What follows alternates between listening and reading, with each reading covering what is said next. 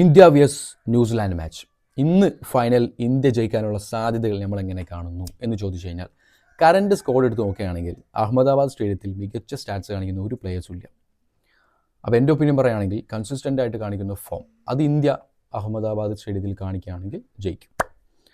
Previous 2 മാച്ചുകളും Ahmedabad സ്റ്റേഡിയത്തിൽ നടന്ന previous 2 match എടുത്ത് നോക്കി കഴിഞ്ഞാൽ India vs south Africa, India vs Netherland match എടുത്ത് നോക്കി കഴിഞ്ഞാലും ഇന്ത്യ വലിയൊരു ഫോമല്ല കാണിച്ചിട്ടുള്ളത്.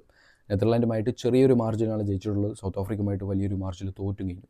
അപ്പോൾ ഇന്ത്യൻ്റെ പ്ലേയേഴ്സ് ആ ഒരു സ്റ്റേഡിയത്തിൽ നല്ലൊരു ഫോം കാണിക്കുന്നില്ല എന്നാണ് അർത്ഥം.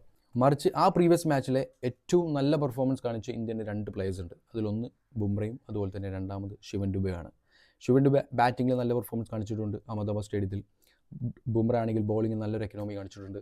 ഈ ഒരു ഫോം തീർച്ചയായിട്ടും ഇന്ന് കാണിക്കണം. ആ 2 പ്ലേയേഴ്സ് ഇന്ന് കാണിച്ചേ പറ്റൂ.